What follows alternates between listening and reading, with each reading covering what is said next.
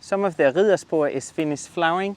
Over here I have some that already started to set seeds here, and when they have these green seed pods here, that means they are not ready yet. So I do look for some that's all brown, like over here, and you can almost see them right here. There's one, I'll take it off if I can. There we go. And it's all brown, and notice I collect these in very dry weather, so I'm sure that the seeds are all dry, and then I can actually just push them out here very gently, and then you have a bunch that look like a very wrinkled seed here, but easily recognized. And I collect them in coffee filters with a name tag on, with a color, and then I sow them, either winter sow them or I sow them in early spring, and then you have a lot of new beautiful ridderspore. So for this, we're using regular potting soil because it's the cheapest.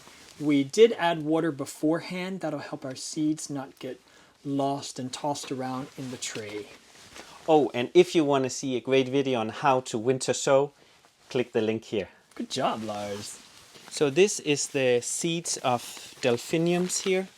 Just gonna take it out with the seed pod and everything. They have really funny wrinkled, dried out seeds, and these are really perfect to winter sow.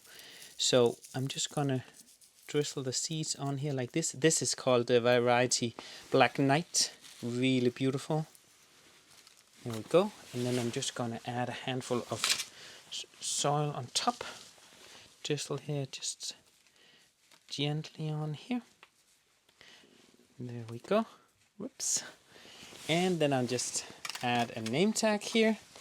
Then I'll place it in the greenhouse, and with my spray I'll keep it moist the top so it doesn't dry out, and then once it gets warmer out in the greenhouse and spring is coming, they will start to sprout. Once they are bigger, I can pop them right out in the garden. Now it's time to place these in the glass house. They're going to need sunlight, and they're going to need to be watered once every 2 weeks with a little sprayer. Just keep an eye on them. Once these seedlings start to sprout, they'll be ready to plant out directly in the garden come springtime. So it has been 3 months, and all the Delphinium seeds in this tray has sprouted really nicely. And when they start to have the second set of leaves, it's a sign for me that I will repot it. And then I'll place them out in the garden once they're a little bit bigger. If you don't have the space nor the time to repot, you could also plant them directly out in the garden.